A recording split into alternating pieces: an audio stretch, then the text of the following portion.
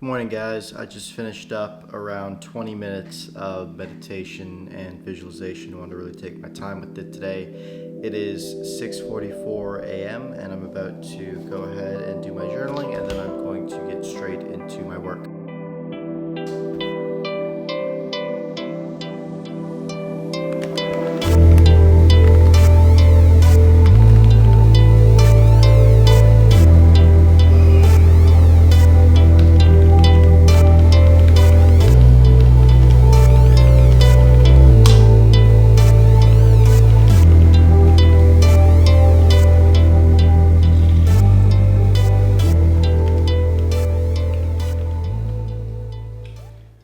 Good morning, guys. We are done the first task for the day, which is just client work.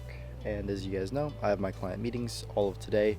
So I've got about about an hour and a half before I have to jump on my first client meetings. And then I have a little bit of a break. But from now forward, the goal of today for me is just going to be those meetings and then working on the video. And today in particular is going to be about scoring the video. So what that means is, before I would call it, hey, you just got to lay audio tracks on the video, dude. That's the secret. That's that's it. But it turns out that what scoring actually means is you are, as the video goes on with ebbs and flows, getting music, and then more importantly, timing the music to key moments so somebody goes on a journey. And it's this whole nother level of depth to video making that if you told me about a year or two ago, I'd go, nah, that's like some Netflix stuff. I don't need to do that. And I would never otherwise perceive it as a skill that I'm going to have to learn. But scoring is now something that I have to actually learn the theory of. I would just, again, lay tracks on things like, oh, this sounds good here, the vibe's kind of this here. But the process of scoring is, no, you're picking certain lengths of music and you're timing it to key moments. And it's a very intricate and detailed process, because something very interesting about creating videos is, we even call them, when we say the word video, our mind automatically jumps to the visual aspect, because that's what we're looking at, right? It's easier to perceive things that are in like the sensory world, which is what the eyes see, necessarily than the audio. But the funny part is that people will forgive a video with crappy visuals. People will never watch. They will immediately be extremely unforgiving and slash a video with bad audio. And you can test this, right? Like, do you watch stuff with bad audio? If this has bad audio, you might be considering clicking off, or maybe you already have. That people already have. And I share that because it's such a relevant frame to think of it from. Is the immediate solution becomes, well, let's add a great mic sound, which, cool, you can do that. But beyond a great mic sound, now you need music that takes somebody through a journey and makes them feel emotion. And then the next layer beyond scoring is sound design. So now you're adding environment, like maybe you hear the birds and whatnot around me. It gives a very peaceful omen. I could go into post-production and up the bird noises to add the sound of just, actually, this is pretty darn good, these birds, they're locked in right now.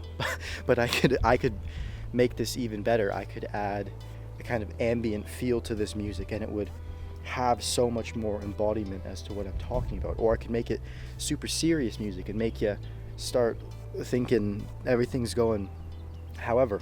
And just a reflection before I get into the work, because with video, being inspired is key. And I mean, honestly, I'm just grateful, dude. Like, I look at what I get to do in the morning is I get to wake up and I'm just sitting in my room doing genuinely what I love doing, which is making videos. I'm a big person on media, film. I love watching movies. The movie that I'm going to watch today, I started watching it last night, but I stopped it because it was so good that I knew if I started watching it I'd fall asleep, is The Girl with the Dragon Tattoo. It's a movie about a hacker and a journalist. It's got Daniel Craig, which, if you know, he played James Bond. I want to watch that movie. I'd seen it many times, but it kind of just looked weird and kind of gothic, so I didn't watch it. But again, as I make better and better YouTube videos, I also get into more and more niche movies, and my taste diversifies. I've been kind of like a macho movie watcher. Anything business, money, capitalism, crime, spy, film, heist, drugs, you got me. That's I'm watching that movie. But I'm slowly expanding my portfolio more and more to watch different kinds of movies and have a bit more of an acquired taste for that.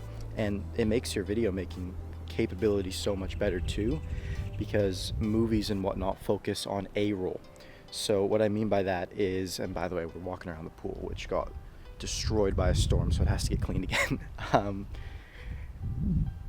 Movies focus on A-roll, so that means they can't really overcompensate with B-roll of other things as much, and it is really just like a skill issue compared to us YouTubers that often have the privilege of using external stuff.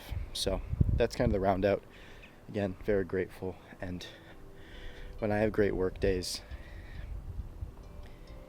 I just get reminded, even like in light of yesterday's, like 1 day, 2 days where you don't get what you want done is not a big deal in the grand scheme of things. And at the end of the day, I get to wake up and live my dream, and I'm just happy to do that. So hopefully you pick a life that does the same, because you only live once, and if you spend it doing stuff you want to do, you're not going to die. So better than spending it doing things you don't want to do.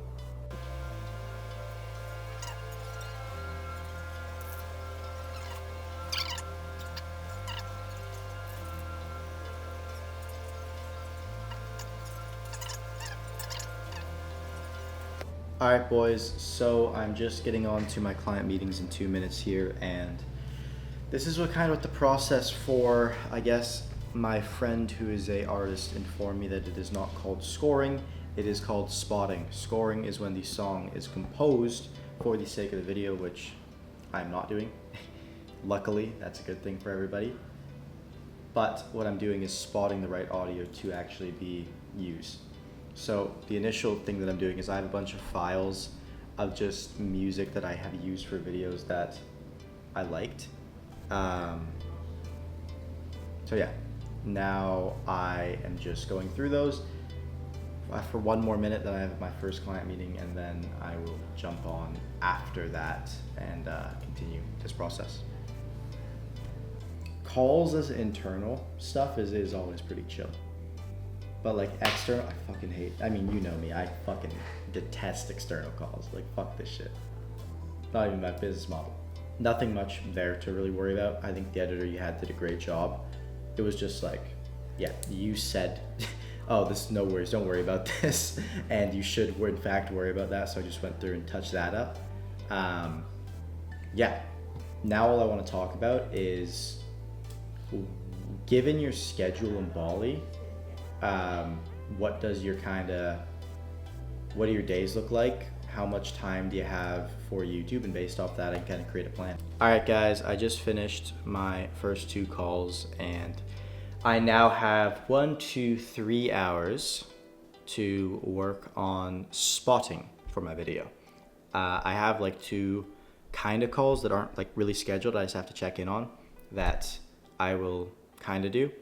And yeah, that is the plan. So I'm gonna take a little break after this, because calls usually wear me down quite a bit. I'm just not a very call person, so when I do, it takes a lot of energy from me. And I'm going to, after I'm done my little break, get back to it, and yeah.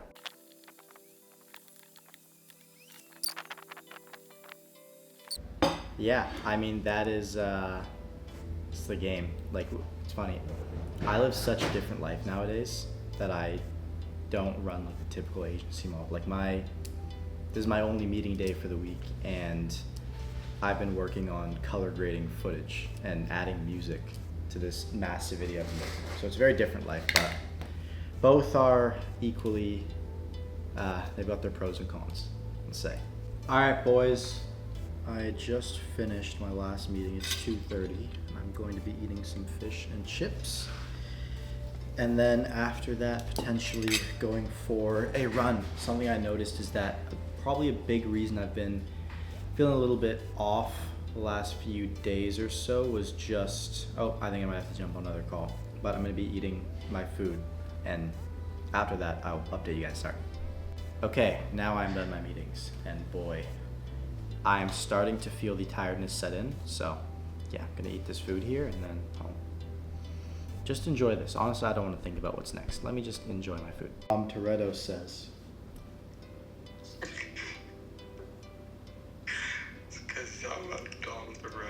Okay guys, I finished eating my food. I also just went for I think a 2-hour nap. And now the first thing I'm doing when I'm up is getting ready to go for a run. And after taking my little nap, siesta per se, I can confidently tell you guys the number one reason as to, and I think I mentioned this earlier, the number one reason as to why I have been feeling so out of it is I was just so sleep deprived.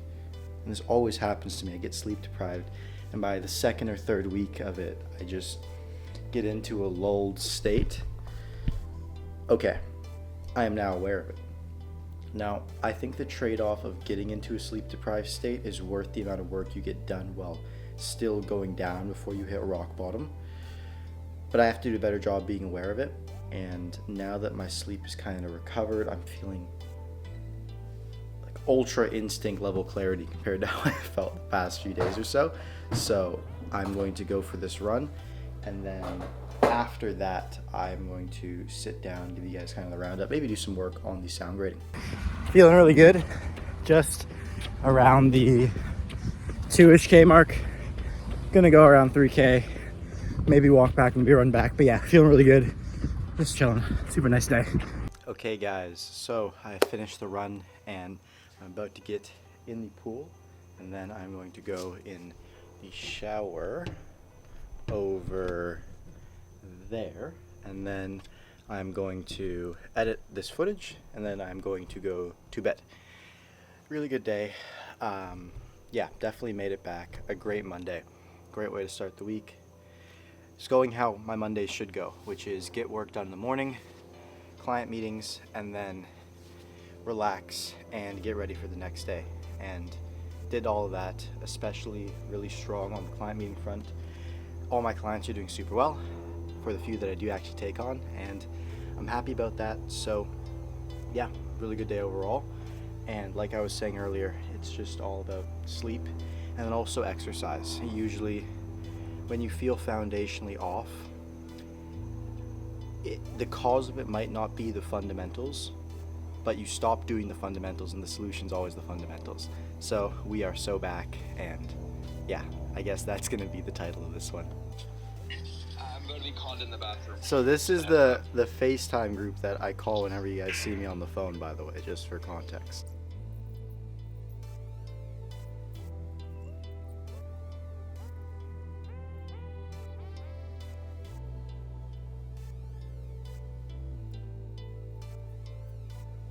So if you were wondering to yourself what I was just doing, it is a very odd explanation, something I've kind of talked about on this channel before, but I do visualization every single day, and I found that I'm best able to focus completely underwater.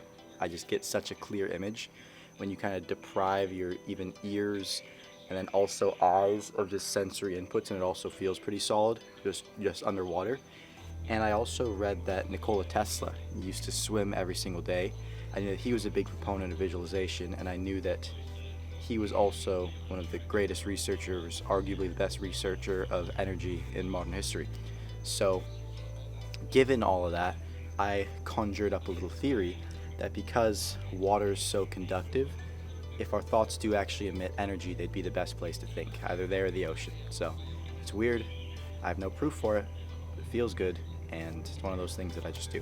So yeah. Alright guys, it is 8 p.m. on the dot now, and I'm just planning tomorrow, notebook, and then I'm going to end this recording and then edit and upload for you guys. But yeah, overall reflection is we are so back. I am really happy with everything. And honestly, yeah, some days just like you feel a bit meh, but definitely today is another great day. Super grateful. Yeah, just keep stacking days like this. So, not much else. Don't really have anything else to say other than I will see you guys tomorrow at 4 a.m.